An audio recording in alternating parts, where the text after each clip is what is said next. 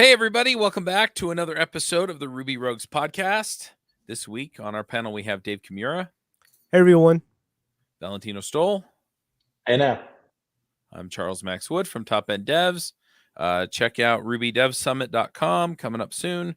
We have a special guest this week, and that is Ben Sheldon. Ben, do you want to say hi and let everybody know why you're famous and what a good job you do on Ruby? Sure. Yeah, thanks for having me here. I'm Ben Sheldon. I'm the developer of GoodJob, which is a background job library for Ruby on Rails that uses Postgres. And I'm also engineering manager at GitHub. Oh, cool. Awesome. So the first question is, do you want to give a high-level overview of what GoodJob is? And then I'm going to push you into the second question. Does GitHub use GoodJob? I hear it's good. Happy to answer that. So the high level sort of thing. So Rails has active job built into it, which is a background job sort of like interface. Background jobs are sort of, I guess you've got web requests. So somebody wants to load a page on your website. And then if you're doing something that takes like a long time that you don't want somebody to just have their browser spinning, like maybe you need to send an email or you need to do some data processing or you're talking to some third-party API, you probably want to do that outside of a web request. And a pretty common way to do that is with a background job. And Rails has an interface for that called active job. And active job itself doesn't have a mechanism for actually running jobs in the background in like a production safe way.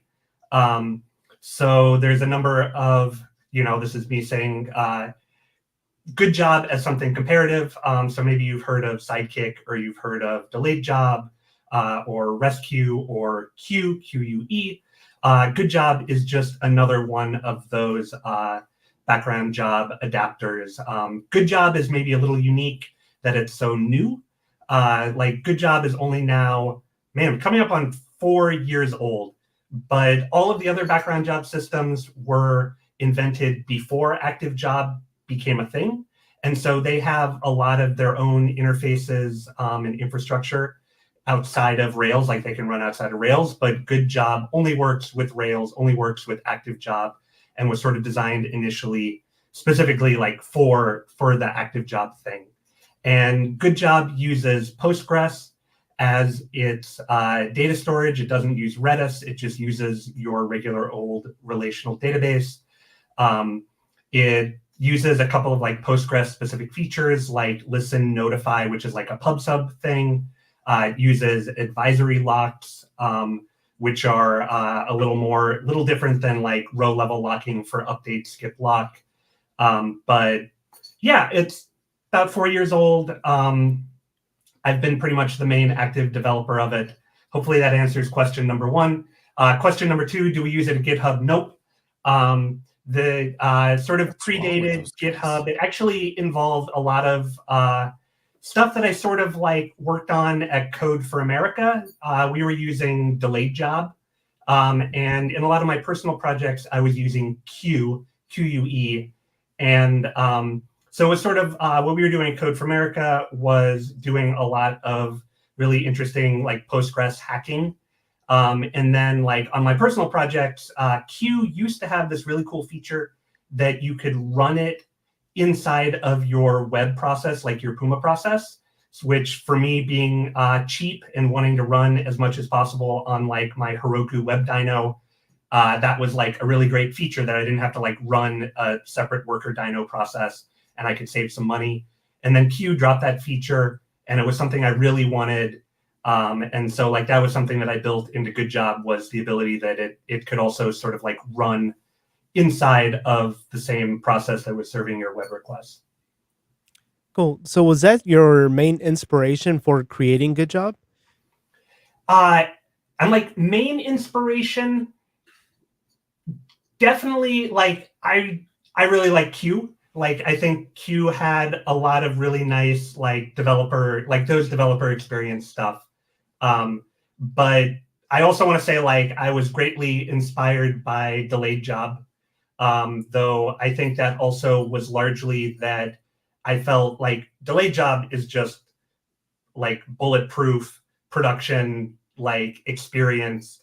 Like I really like all of those things about Delayed Job, and I also found it frequently like difficult to use from just like an operational sense of sort of like configuring it and scaling it, having some edge cases around like job timeouts and stuff that I felt like it took, even though I'm like, yeah, it's like super hardened for production, like I always felt like it took a really long time to sort of dial in order to get those benefits. So, you know, I feel like GoodJob is I'm trying to take the best stuff that I can from other projects with none of the baggage. So, you know, trying to go through, because I'm like, all these projects are great. There's nothing that I'm like, oh yeah, that's totally busted or bad and GoodJob fixes it or something. It's more of trying to take the good stuff. Yeah, and so that's cool. I didn't know that you could attach GoodJob into the Puma process. I know that's something that was recently released on Sidekick version 7, I believe. And now with SolidQ, they have that functionality as well. So I assume that they took a lot of inspiration from what you've done with GoodJob on SolidQ. Yeah. I'm like, I don't know all the story behind a lot of that. Like that, I call it async mode in GoodJob. The idea that you can just sort of like start GoodJob in any old process. You don't have to like run it as a separate process from like the command line. And, you know, I'll say like that was very much something that I enjoyed with Q. And then, yeah, with Sidekick, I think it's called capsules.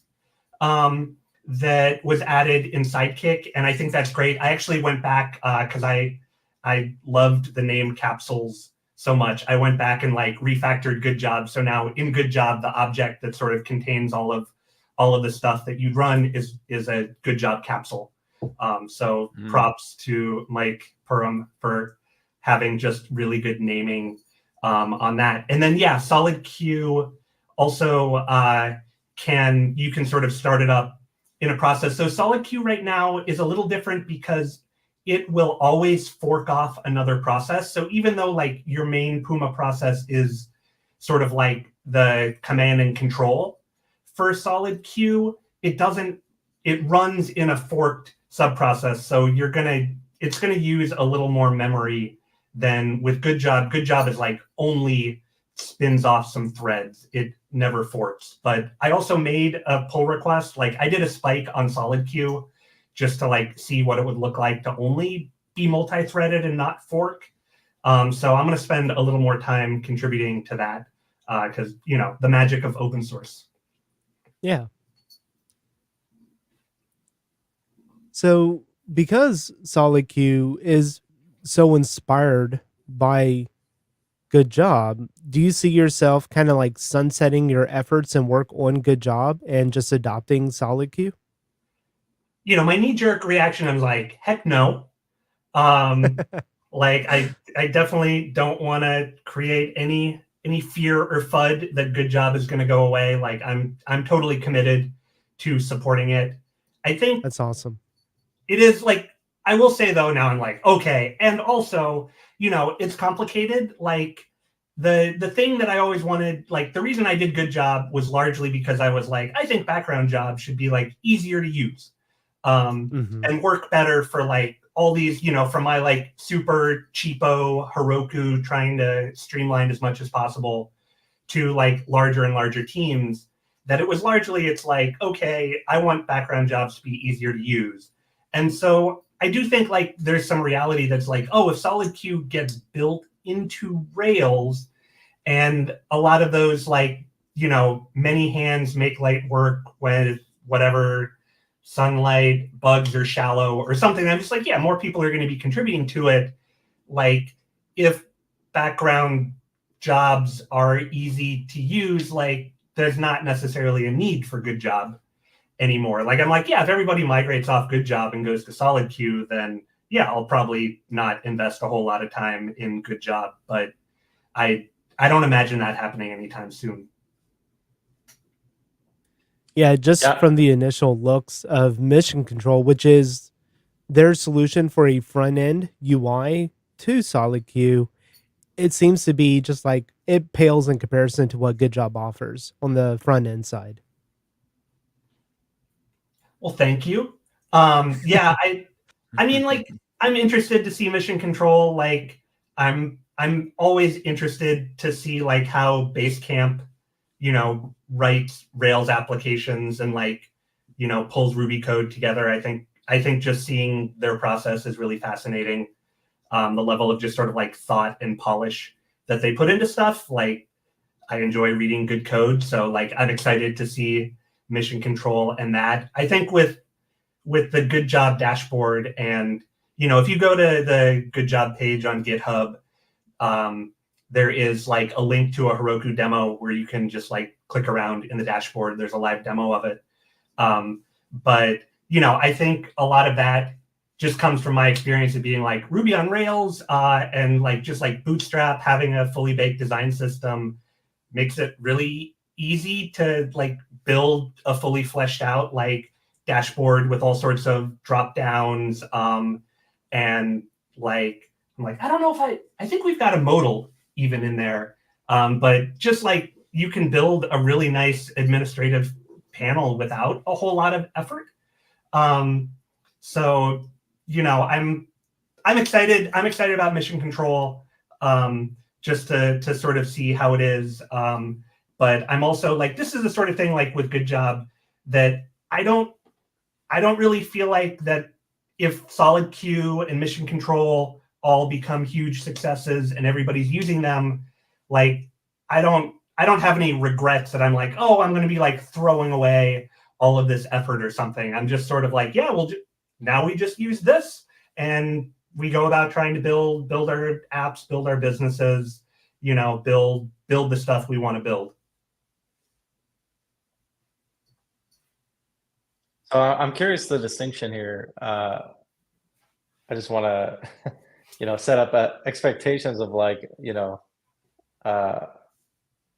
why Postgres, right? And I know there's it's advertised very clearly.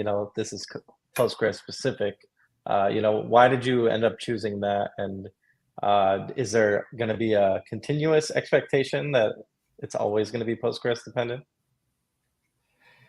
Yeah, I mean, I think with GoodJob, it was like, well, that was like quick and easy. That was the tool I was using. That was the tool that I think like Heroku and Render and DigitalOcean, like I just felt like I was like, okay, there's a lot of people building stuff with Postgres, and all of the stuff I worked on was with Postgres, and so like this was the itch I had to scratch, and it was largely like this is, I think, there's also like a part of GoodJob too that it's had two sort of stages over its life cycle. That for the first like 2 years, I want to say, like GoodJob was super narrow, super slim. Like it really was just you enqueue a job, it puts it in the database, it puts the job in a background thread, it runs the job, it deletes it from the database. Like it was like very slim. It didn't have a web dashboard. I was like, you don't need a web dashboard. Like you don't need any of this. Like, this is the simplest sort of system. And then, I started getting feedback where people were asking for more and more stuff. They were like, oh, we also want to be able to like have like cron, repeating jobs, like a cron thing. And I was like, no, that's not background jobs. Active job doesn't do it. Nah. And so it was like very narrow. And I sort of like rejected a lot of feature requests. And, there was a certain point, I think I've told this story before on other podcasts. But like I read this retrospective from, it was like one of the inventors of RSpec. And they were like reflective and feeling like that they had squashed a lot of good ideas, that they had just sort of like kept to the straight and narrow view of they're like, no, that's not how you use it. It only does this. Like, and that they sort of had, like, reflecting back on that, like, a lot of regrets with that. And, you know, I think that sort of helped me get over myself a little bit. And that was what, like, there was a flip where I was like, yeah, let's do a web dashboard. Let's do cron. Let's do batches.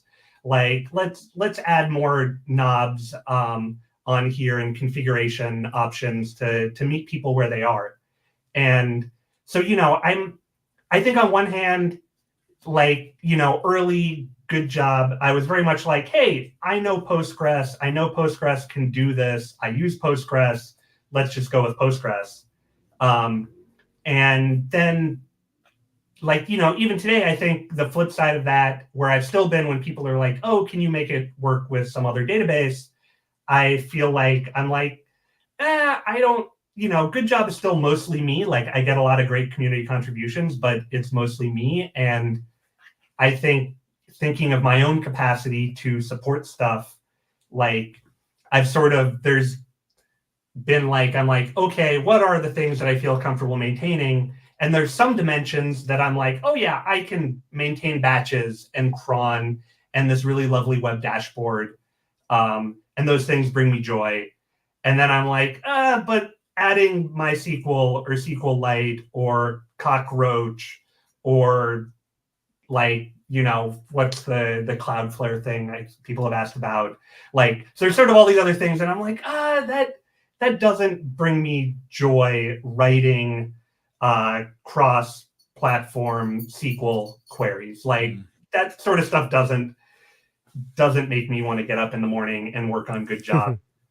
So, you know, I think a lot of this, like, I want to be like, it's like we're talking about GoodJob, but we're also like, a lot of this is about me and my personal beliefs and motivations in it. Now, would you be open to having your Postgres layers abstracted in a class to where someone could write their own adapter for GoodJob that they could plug in their GoodJob MySQL adapter that could then use it? So you don't have to maintain the all different kind of database backends, but you can just keep maintaining your end with Postgres, but then allow others to implement their own adapters.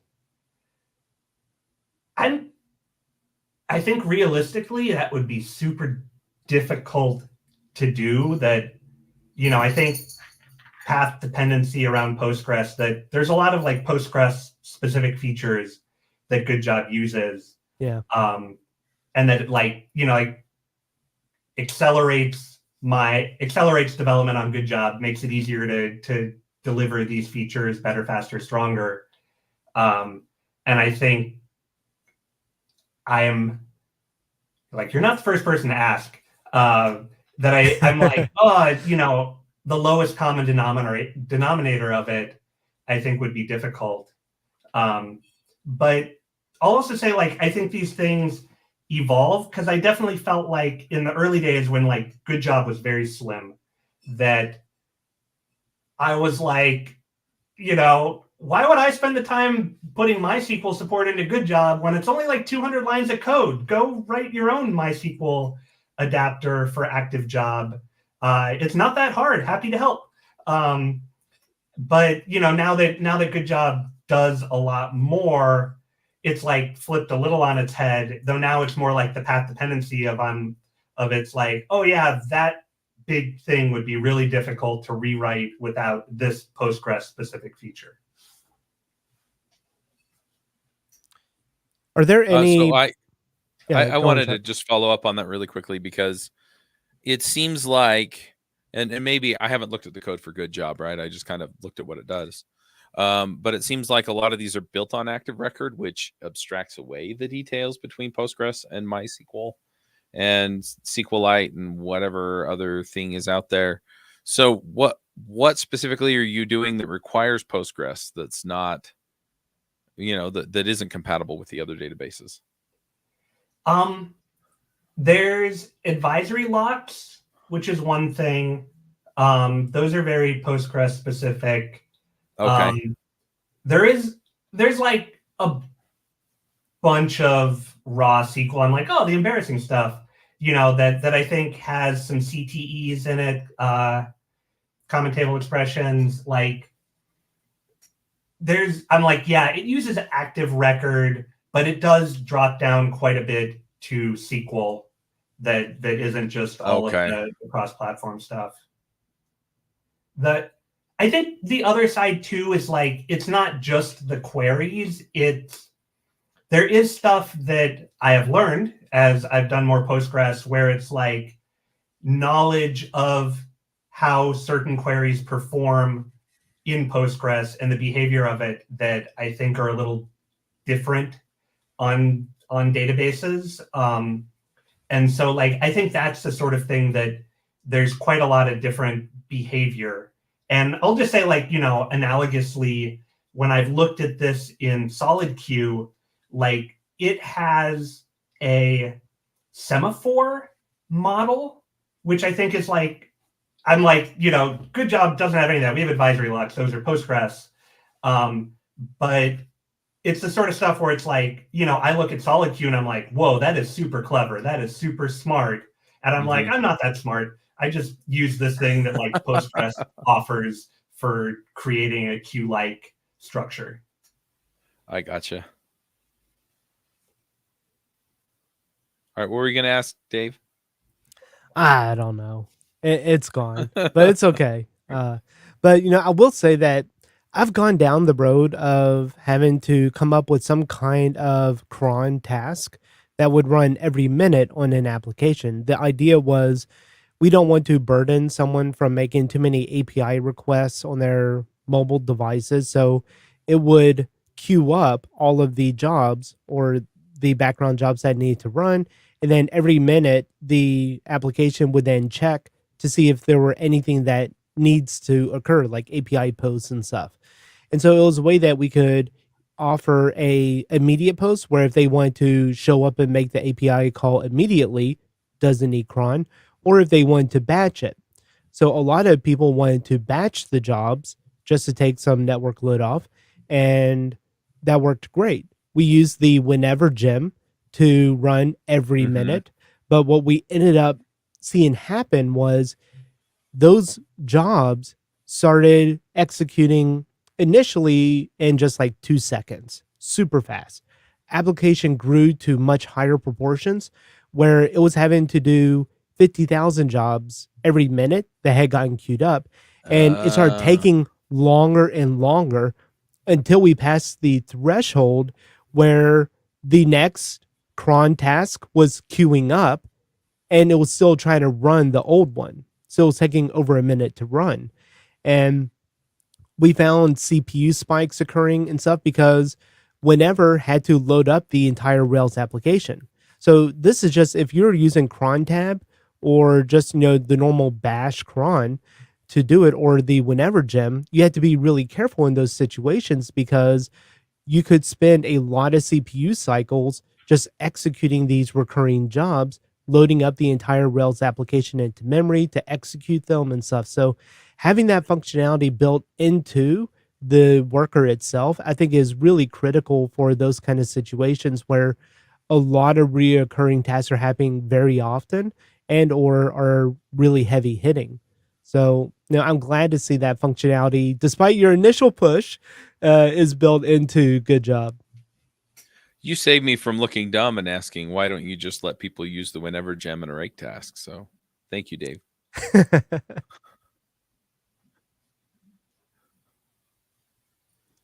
Yeah. And, I, for one, I've been through this whole battle of should the queue be stored in Redis or should be stored in the database? And I came up with a very definitive answer. And the answer is it depends. People love that answer. What does it depend on? So transactional things that don't matter if they get dropped, if you could just refresh the screen and then see the content, those can go into a Redis queue or a Redis background job or something. But the batching of items that I was talking about earlier, with that kind of situation, if you were to lose that queue of jobs that needed to run, then there's data loss. there's actual like repercussions. If your Redis instance crashed and then automatically restarted itself, but emptied the queue in the process, then you could end up creating a lot of manual work for the client. So if you have critical, like mission critical data, it needs to go into the database to be processed by the background worker. But if it's transactional stuff that doesn't really matter, it's just notifications or something like that, a page refresh could fix it, then those can go into a Redis queue and be a bit less critical. Mm. Sidekick Enterprise, which is backed by Redis, uses some Redis feature. It's like push pop or something. Like Redis has all these commands, and like it uses a different command than normal Sidekick Enterprise does, and so it is safer. Like, you know, if you're running your Sidekick jobs and your you know, your server goes offline or something, like it's able to recover a little bit easier than that. I think, Dave, it also makes me, you know, think of like a benefit of putting jobs in your relational database is that you get transactional integrity. So if you're enqueuing your job inside of a transaction, and then like you don't have to worry that that job will be run before the transaction closes, because the job doesn't get written to the database until the transaction closes.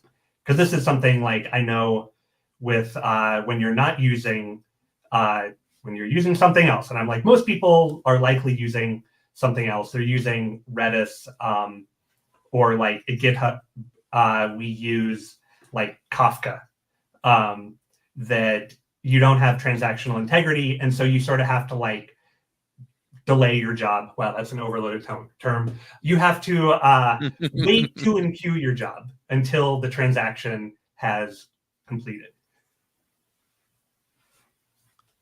Yeah, and you know, one thing I would say about Solid Queue, about GoodJob, about Solid Cache, which is the caching mechanism. Instead of using Redis for caching, Solid Cache uses your database. Is that you have to be careful. Like, not speaking about GoodJob here because you haven't written up the, for lack of better words, propaganda about, you know, stop using, you know, Redis for caching, stop using it for background workers, just use your database. Because a lot of what DHH said about the mechanism of using your database is great. It's a good idea if you have fast databases. If you're using cloud or managed databases, the actual IOPS that you get are going to vary and could have actual speed differences in your application than if you had just made the network call over to Redis.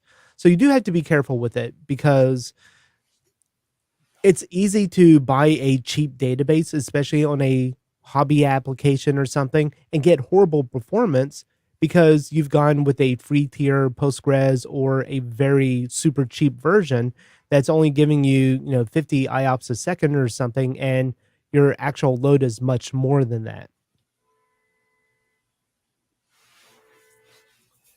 Yeah, I'll just say, like, you know, I try not to be advocational. I try not to like advocate for any particular thing, because I think a lot of people, like, you know, it's just complicated. People have different applications, different business needs, different infrastructure. Like it's I just like, I'm never comfortable saying like, oh yeah, this is the solution for you, or like, you know, the tool you're using is wrong. You should use this other tool. It's a lot more of where I'm like, yeah, GoodJob has worked for me in these circumstances. But you're right about relational databases. Like they're not necessarily designed to back queues. Like we make it work. But like I do sort of feel like you know, if you really have a lot of throughput, and we're talking like 20 million jobs a day or something, that those are things that probably a relational database is not going to be great at. Like Redis the way that it stores your jobs, your records in its memory, that it's able to guarantee like O of 1, like big O notation, like it's like a constant lookup time, regardless of the number of jobs that you have in your queue depth. But with Postgres, or relational databases, and this is what I say, I can't speak for everything, but I know with Postgres, it can't guarantee that. Like one of the challenges, I'll say with GoodJob in using Postgres, is that the longer your queue gets, the more jobs you have in your queue, the slower it is to dequeue jobs. And that's a bad property to have for your queue, because it means that the more jobs you have, the slower it is to actually empty your queue of jobs. So like you can get in a hole, and then it takes intervention in order to fix things up, which might mean like dropping jobs or figuring something out. And so like I'm trying not to be like fuddy, where I'm like, fear, uncertainty, and doubt about like relational databases. They're fine. But like at the top end, that you do have to really pay attention to these things. Though I think the flip side is, I think premature optimization and all of that, a lot of people are not there. And so you can choose things that are like more convenient, like with GoodJob or SolidQ. You can just write some SQL and see what's in your queue. You can add really easy to ask questions because it's a relational database. It's just like, ask it some arbitrary questions about what is in that database table, join it to some other stuff and get the data out. It's not like the flip side of Redis is that, it is highly optimized. Like the way it's able to get that performance is because it's highly optimized for like one activity, and you can't just like ask it arbitrarily for something that it hasn't been like specifically designed for. Yeah, I ran into that nightmare when I was building this AI playground. So I had a couple of GPUs I had dedicated for this project, and I wanted to let the end user know where they were in the queue. So what their position was, how many jobs are ahead of them. And I was using Sidekick for the background jobs, and it's possible, but you have to jump through a lot more hoops that are then kind of tying your application to that specific background worker because of the hoops you're having to jump through. So it was kind of a pain, and would have been much, much easier if I had used GoodJob or something on that project. But I think that kind of speaks to one point of whether you are building a small application or a big one. Typically what I do is I never start out with a background worker. I will just set my adapter to inline or async or something, which isn't production ready. But if this is a personal project or something, you know what? It's okay. I would stick with the active job mechanism that we are provided from Rails. So any kind of email that I need to send out and stuff, it's still going to happen async or inline because I don't have a separate background worker. But my application is then structured through active job to go through active job to send out the email. So if the application ever becomes serious, or I need to then introduce a background worker, I can simply just throw in GoodJob or throw in SolidQ or whatever else I wanted with minimal changes. And then within my application, if I keep using active job and keep my abstraction to simply just GoodJob, then swapping out one database worker backend worker for a different one is as simple as adding the gem, running the migrations, or whatever the setup is, and then changing the adapter in my config. It should be really easy to switch background jobs because of active job. And that's one thing I really, really like about active job, and try not to lock myself into one backend worker vendor, so to speak. My daughter has a shirt and it says, "I'm tired of playing princesses, let's be unicorns." And I kind of like that idea of being able to, change the game you're playing and still be able to use the same interface, basically.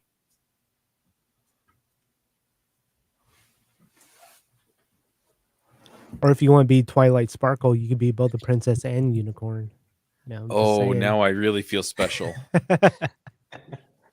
That does make you wonder if there is kind of a missing piece to this puzzle here of like some kind of routing system into the queue that knows these kind of jobs should run in this kind of environment, right? Like if it should be persistent in the database because we know like, oh, these kinds of jobs, you know, aren't going to be, you know, hammered with millions of requests. But, you know, if we have a Kafka streaming and setting up a bunch of other jobs, maybe we want, you know, to use Redis.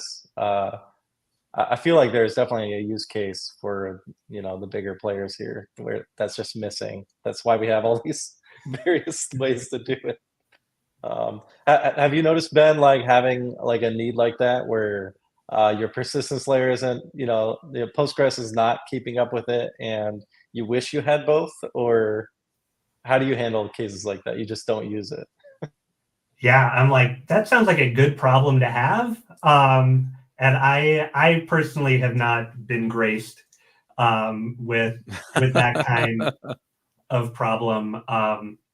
Yeah, most of my projects, like I said earlier, like this comes out of like my work. A lot of stuff we were doing at Code for America, and that was working on like government tech. And so it was like very easy to know how far you would have to scale because we were like targeting very specific geographic areas or like people that the government very much knew, like down to the person. Like we knew that there was like 8 people in Alpine County, California that would be using our application. So that was like a lot of the gov stuff. Like we never had that problem, just like unbounded growth. We have that problem in my day job at GitHub, but I frequently don't work on stuff with the background job system. Like I help people with active job stuff, and then there's like layers on layers and layers below that of how it gets into Kafka and runs and all of that. Unfortunately, we have very, very smart teams, much smarter than me, that are responsible for that.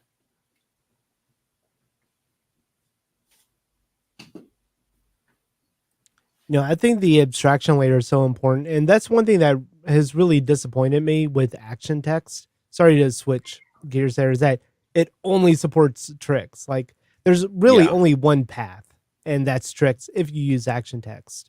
You can swap in Rhino or some other things, from other people, but it's not a drop-in solution like they have for active job. So just voicing a rant there. No, I agree. And tricks is, I like how simple it is, but sometimes it's not what I'm looking for. So I'll admit, I have never used action text.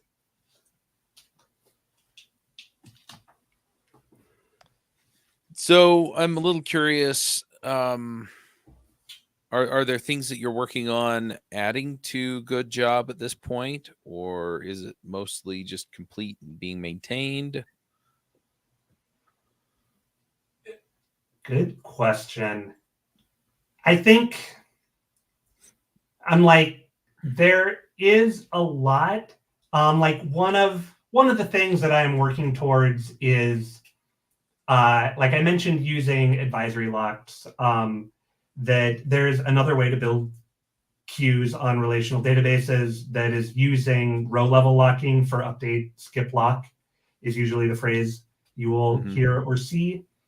And I am working GoodJob in that direction. It's a very long arc towards that because I don't want to disrupt people. I don't want to have a really big, painful, like breaking upgrade towards that. And so I'm sort of picking away at the edges, the margins of it, working towards that. But that's something that I am working towards. And the reason for that is that I want to support folks that are using PG Bouncer, which is like a Postgres multiplexer where it when you're like Postgres database, has hit its upper limit of the number of database connections it can create. You can put PG Bouncer in front of it, and then it will like create, tens or hundreds of times more sort of like virtualized connections that then multiplex over the real connections behind it on the back end.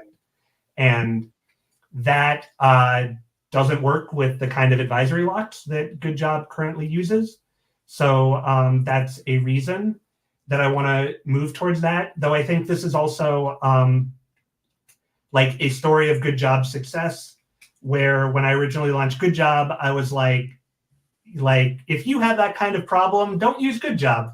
Like, you should probably be using Sidekick Enterprise or Delayed Job or something different. Like, the way that I described it, I think it was like solo developers and teams of 12 or less or something. Like, I had it in the README, but I was just like trying to be like, I know I have the personal experience of like building for applications and businesses that are this sort of shape. And I feel like super confident that I can deliver performance and a good experience on that. And then, much bigger things, I'm like, I don't know, maybe don't use this library. But now I have the problem 4 years on of some of those like smaller things that I was like, yeah, I have the experience with you. They've like gotten more successful. And now they're running into scaling problems. And I'm like, oh, well, I want to support you. You're my friends now. And so like I am trying to make GoodJob scale more for those people. So that's the big thing. I think there's the other pieces that I'm working on. This year I added like batched job functionality, so you can sort of have you have like multiple jobs that are sort of tied together, or you want to like run these 3 jobs, and then when they finish, run these 5 more jobs, and you sort of want to like orchestrate that kind of pipeline. I added batches that can do that, so I'm continuing to work on that. Also, want to add more sort of like concurrency controls. So like right now, you can say, I only want 2 jobs of this class that are operating on this particular resource to run at the same time. Otherwise, just like, defer it until later. So like I currently can do that, but I also want to be able to add like throttling. So you can say like, okay, within a 60-second window, only run 10 of these types of jobs. And if you hit, if you exceed that, like throttle it, just like defer it till later. So there's a lot of like those kind of little features that I want to work on. And then, the web dashboard is just like something that always brings me a lot of joy. It's fun to click around and look at charts. And so that's something too that I feel like continually making investments in. Yep. Cool. So one other thing, and I feel safe asking this since Dave asked it basically before the show. And that is, so, I was at Rails World. I guess I'm wearing the shirt, right? And, DHH talked about GoodJob as kind of the inspiration for SolidQ. And I don't know. I mean, in some ways, I'd be thrilled that I inspired something in Rails, and maybe a little bit. I don't know how I'd feel if it was inspiring something that essentially does the same thing.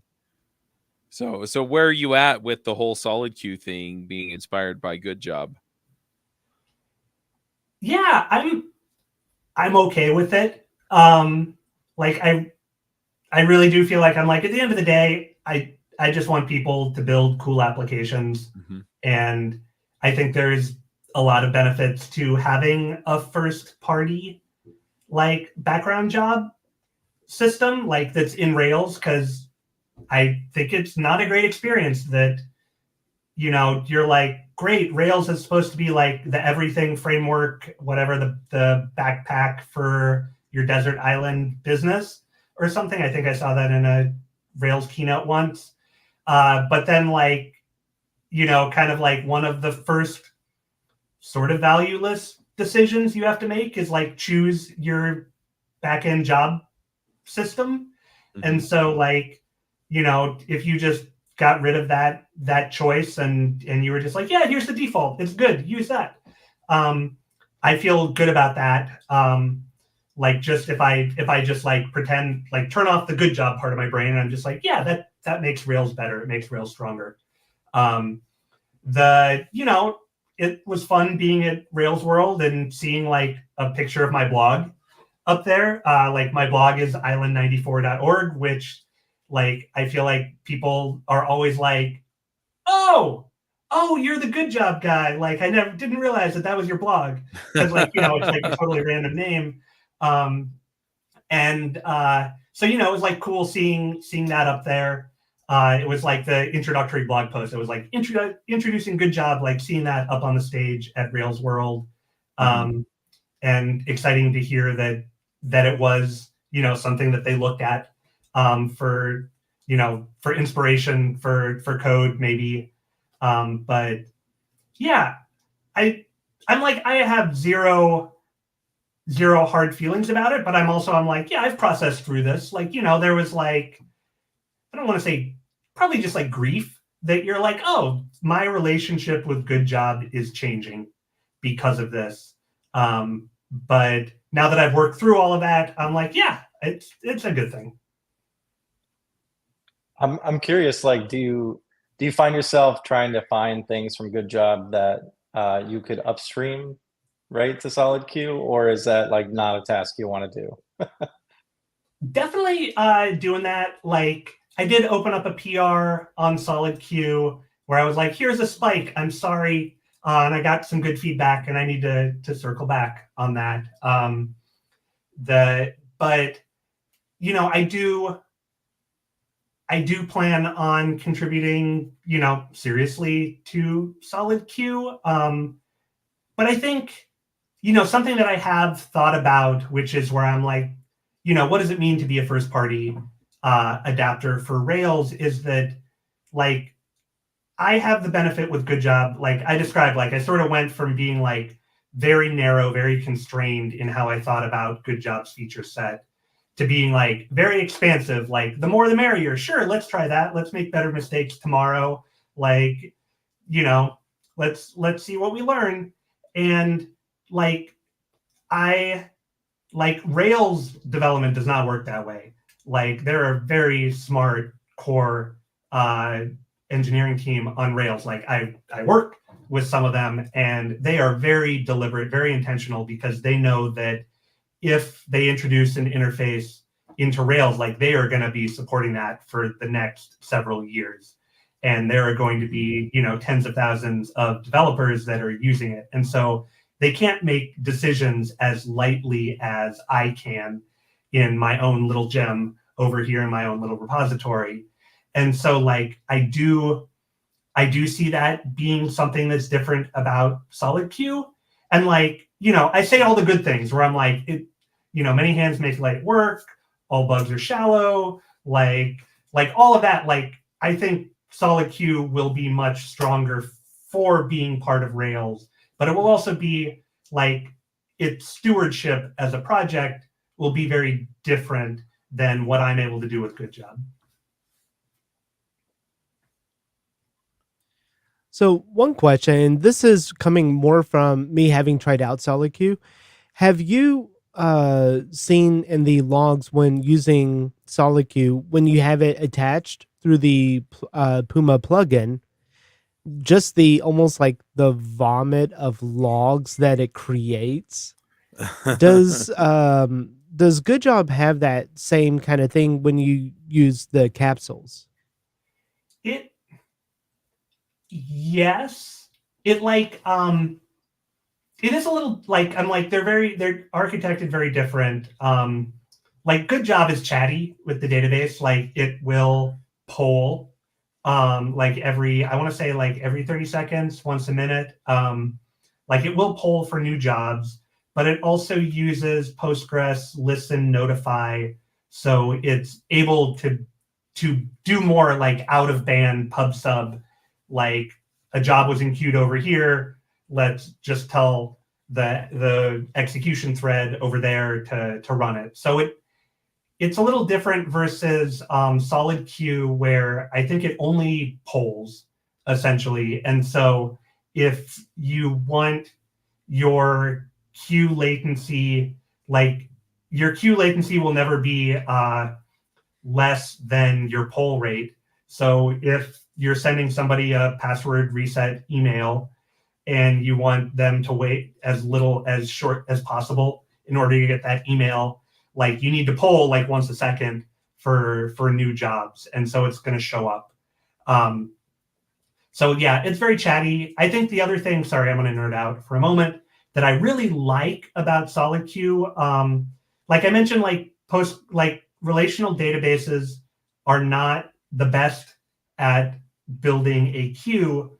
And a reason for that is like you just have all these arbitrary queries, and like it's really hard sometimes to like have a query based on, you know, in active job, you're like you have a queue name.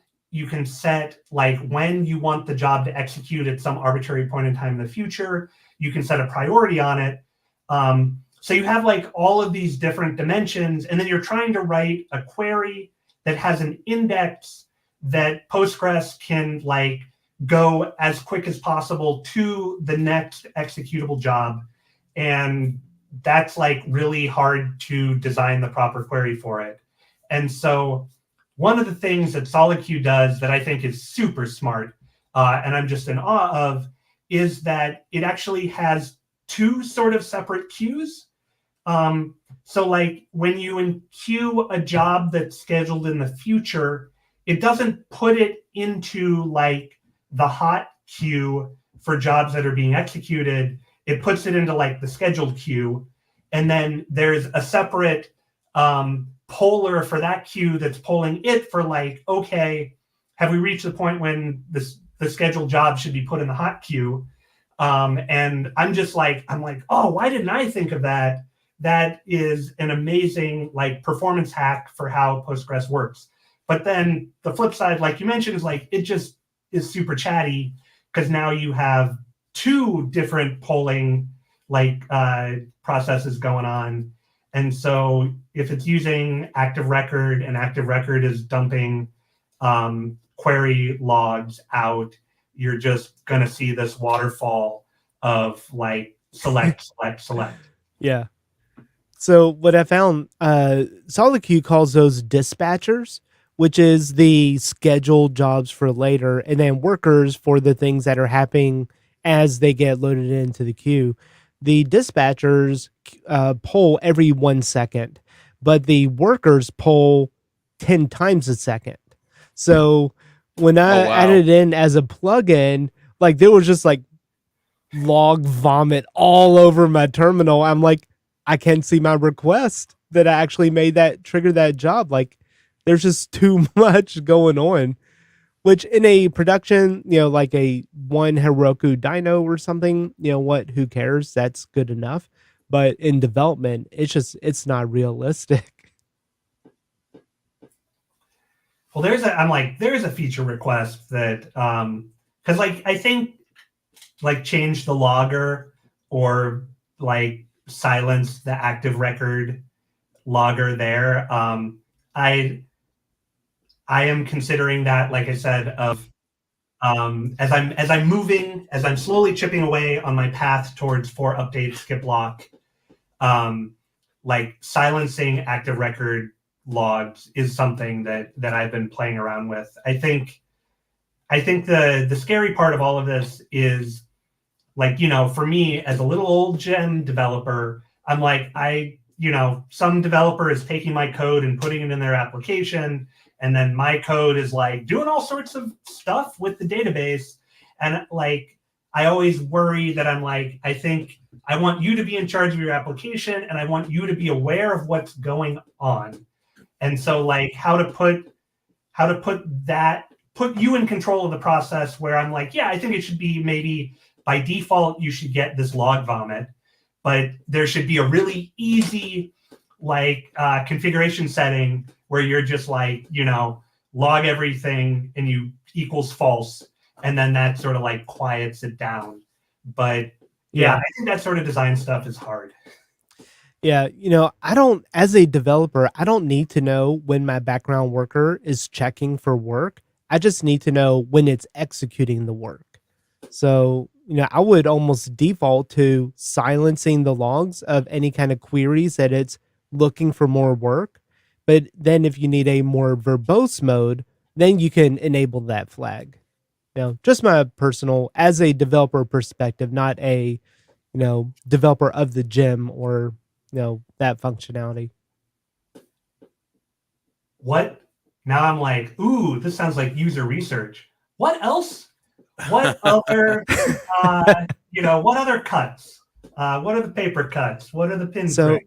I would like my background worker to implement AI so it knows what jobs to queue before they're even queued. I'm just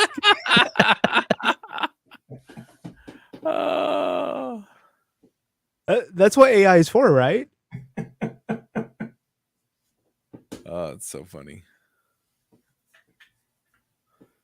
I mean, in all seriousness, no. You should be able to at least like trend analysis off of it, right? Like, oh, I know these jobs like in queue this many during this time period, and be able to maybe auto scale based on that. I could see that as That'd be interesting.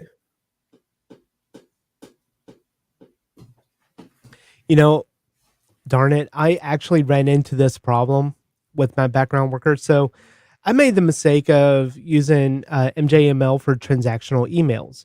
If you're unfamiliar with using the JavaScript library of it, it executes at runtime when it's sending the email. So it takes 1 second to send each email. If you are sending out a large mailing list, it then takes a long time. So the proper fix is fix my stupid code that's taking 1 second to send each email, but a different solution, because let's say if I did fix that, now it takes only 10 milliseconds, which is what it should take, then we need to scale up the workers. We know that every Sunday there's a huge number of signups or a huge number of password reset requests. Then you could almost fork out preemptively based on trends and patterns to scale up the number of workers that GoodJob has available to it.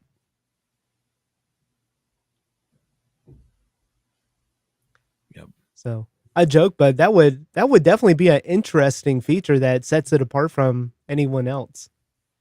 But don't put your time on that. All right, I'm going to push us to picks because I have a call at 1:30. So, but yeah, this was fun, Ben. If people want to connect with you somehow, what's the best place to do that? Yeah, I think you want to talk about GoodJob, come to the GitHub project for it. GitHub.com/Ben Sheldon/good_job. Feel free to open an issue or open a discussion. Like, I try to keep the bar very low. So like, if you have a question, if you have an idea, really just ask it. I'd love to hear from you there. Also, I hang out in Ruby on Rails link Slack. If you mention GoodJob, I will probably pop in and say hello. You can always summon me on there. I think those are the two things. And then my blog is island94.org, and I blog about tech stuff. I try to tell, I don't know, I call them funny stories. They're funny to me. I think a lot of them are just like traumatic experiences that in my professional and developer life that I'm trying to move past. But they're funny stories to tell friends. And write about technical stuff. But yeah, my blog too, island94.org. Send me an email, bensheldon@gmail.com. Like, really, don't be a stranger. I'd really love to hear from you. Sounds good. All right. Well, we'll put those links in the show notes and stuff. And let's go ahead and do some picks. Valentino, do you want to start us off? Sure. So I've been building a kind of offline LLM bot for fun in my free time, and it's a lot of fun.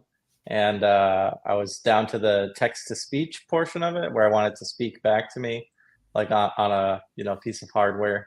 And I discovered there's this Whisper speech library where they've basically made text-to-speech by inverting Whisper itself, which is kind of interesting. I don't really know what that means, but it works, and it's fully open source, and all of the audio is fully licensable and usable in an enterprise context. So I don't know, I'm just having fun playing with it, and it's obviously a little slower than letting some other company that has giant GPUs at your disposal, but it's still a lot of fun. Awesome. Dave, how about you? All right. Staying in the spirit of large language models, this one is called Focus, like F3Os CUS. It's not a large language model, but rather a GUI for one. And if you've ever used Dolly or some of the other really popular ones, this produces same results. I mean, it is amazing. It's based on Stable Diffusion, and it can do incredible things. It has all of the different checkboxes that you're able to say what kind of style you want of the image created. And they go as far as even doing facial swaps. So if you wanted to take your own picture, for example, I had a friend who never sends me pictures of his Disney trips. So we make fun of him that he never actually goes. So I took his picture and then just did a face swap of a person at Disney World and stuff. So I told him, like, hey, because you never send me pictures of you at Disney, I just made my own. So it's a lot of fun. And my second pick is a gem that I'm working on, and it is for the authentication. It's a authentication solution. So think Devise, but for Rails 7.1 and later. It uses all of the features and functionalities with token generations for password resets, email verifications from Rails 7.1. I've worked on it for a few months now, and so it's still like super duper early release. So I don't recommend going building a expensive production application running this yet. But the idea of it is that it stays so close to the Rails core that if you ever wanted to remove Action Auth, which is the name of the gem, for your own implementation or a Rails implementation, then it should be somewhat effortlessly able to do if you stick with the core defaults. So one of the features that I'm really proud of that I just implemented was passkey support. So in order to get passkeys up and running, it's a real pain in the butt if you're not familiar with all the different handshakes that have to happen. But for this, it is as simple as bundle add web auth in, and now it has passkey support just right out of the bag. So it's a really cool feature that I think, is missing from things like Devise with a lot of extra setup or extra dependencies that you have to bring in. And I didn't want to do that. If I wanted passkey support, I wanted it to be as simple as just add a gem, things just magically start working. So I'll link to that in the show notes, and it's called Action Auth. Hey, thanks for making that, by the way. I came across it in one of my personal websites. I'm like bouncing from Devise to using like Rails built-in stuff. And like, I think you had mentioned that in somewhere that I saw it, and I took a look and like, yeah, I borrowed some code. Thank you. It looks really clean, really nice. Yeah, thank you. Yeah, it's one of those things where I really like, I forget the guy's name, but he did Authentication Zero, and it is basically a lot of inspiration came from there with a lot of changes as well. But that's adding the gem and then running a generator, which copies all of that stuff into your application. Now you have to maintain the authentication. And I didn't want that because I create many Rails applications a week, either for episode prep or whatever else. And I wouldn't want to have to go back and maintain those. And I create a lot of personal projects like little crocheting libraries and stuff for my daughter that she can then keep track of all of her work and how much time and yarn she spent on it. And I wouldn't want to have to maintain authentication, security, and that kind of stuff in all of these different projects. So having a gem just makes sense. So I like it. Sounds awesome. I have some things coming that are in a similar vein. So, anyway, especially with the authentication 0 in particular, where it generates the code into your app instead of, having all the big, fat, ugly stuff that, kind of hangs out behind the scenes for device. Ben, I'm going to let you go next with the picks because my picks are a little bit kind of heavy. So, Yeah. I feel so unprepared. We were mentioning LLM stuff. So I'm like, this is not a plug for my employer, but Copilot Chat, I think, just went GA. And, I've been using it. Like we get all the fun toys for the GitHub employees. And so I've been using it for a couple months now. And I don't know. I am like AI skeptic on a lot of stuff, but it's really convenient to like be able to just ask dumb questions of an AI chat thing in your code editor. Like I use RubyMine. So I'm gonna just say GitHub Copilot Chat has surprised me with being good. And disclosure, I work at GitHub. cool. All right. So I'm going to do the lighthearted stuff first, and then I'm going to go deep. So really quickly, we keep talking about LLMs and AI and stuff like that. And I had a chat with Alex Rudall this morning, actually, before this call. And it's for the Rails Dev Summit that will be February 12th or 13th, 13th through 16th. And I'm interviewing people and I'm just asking, what's the future of Ruby? And then a lot of times we get into, hey, this is stuff that I've done, right? So with Alex, we talked mostly about the future of AI and Ruby. I'm talking to Elise Schaefer from the Ruby on Rails podcast right after this. And I'm talking to, I'm going to say his name wrong, Sutaro Matsumoto, who's one of the Ruby committers, right? And see what he's working on and what he sees coming in Ruby. So we're doing a whole bunch of these. I'm talking to Jeremy Evans. I'm talking to Amanda Perino from the Rails Foundation. So anyway, got a whole bunch of people coming, and I'm super excited. It's going to be awesome. The plan is if you go to rubydevsummit.com and enter your email address, then I'll send you links to where you can get the talks as they come out. I'm also going to probably publish the audio versions to the podcast feed. And then, anyway, so we're just kind of working on that. So go check out rubydevsummit.com. As far as the rest of it goes, you'll notice I didn't do a board game pick or anything. And that's because I feel like I'm going to talk for more than my allotted time about this, but it's something that's kind of been on my mind the last little while. And so I'm going to first just put up a really quick warning.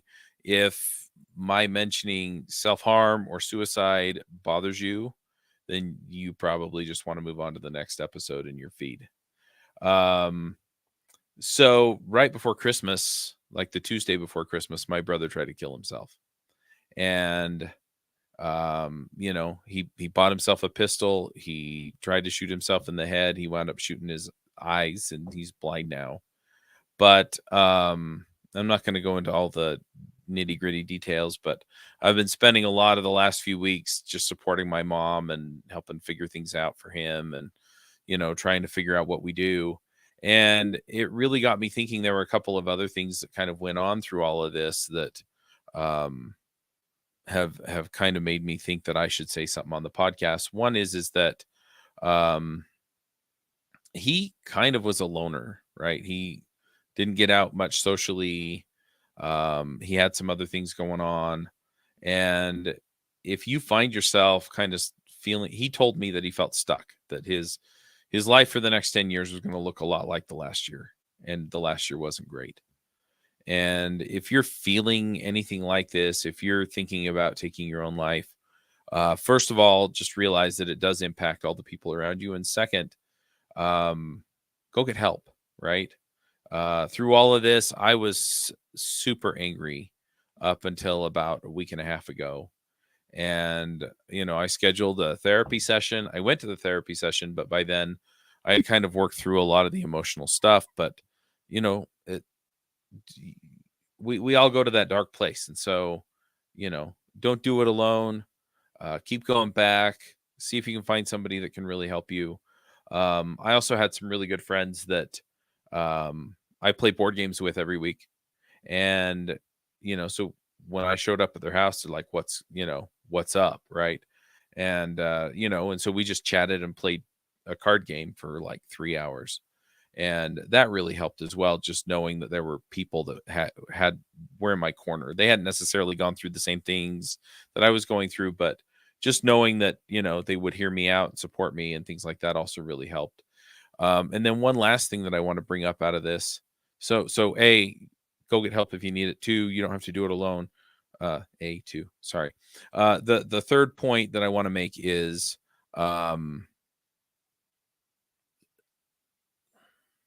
I lost track of where I was. We'll edit this for content, but the third thing. So the third thing that came out of this, and I want to really bring this up too, is that, and I didn't realize how common this was, but I'm fairly involved in the political scene here in Utah. And so I had to explain to some people why I didn't get stuff done that they were counting on me for. I had some people at church that asked me how I was, and I just, kind of unloaded, right? I'm like, well, I'm not great, but you don't need, do you want to hear it? And yes. And so I tell them, but what I found is, as I talked to people, I realized that there are a lot of other people that go through this too. I had so many people tell me, my brother tried this, my son tried this, my sister-in-law actually succeeded in committing suicide. And the reality is this is something that impacts way more people than you would think. And so what I really want to encourage people to do is, if you are going through something hard, whether it's a family member or a friend or yourself or something else, is just realize that because it's so easy to get into this place where you feel like it's just you. And, maybe it's shameful, or maybe it's hard for people to really understand where you're at. And I think you'd be surprised. And so just realize that, your struggle may feel overwhelming, but it's not unique. And there are plenty of people out there who get it. So I don't have like a direct pick off of this other than, just go find help and find support. But if you're going through something tough, or if you see somebody that seems to be lost, it's up to us to support each other and help each other. And so I don't know. That's kind of the long and the short, but I wanted to talk about it and just let people know that, hey, look, it's not just you and you're not alone. So anyway. Well, I guess we'll wrap it up. Thanks for coming, Ben. That was awesome. And I really like all the stuff that you're putting into GoodJob. So Thanks a lot. All right. Yeah, we'll wrap it up meeting here. you. Till next time, folks, Max out. All right. Talk to you later. All right, hang in there for a second while we make sure we get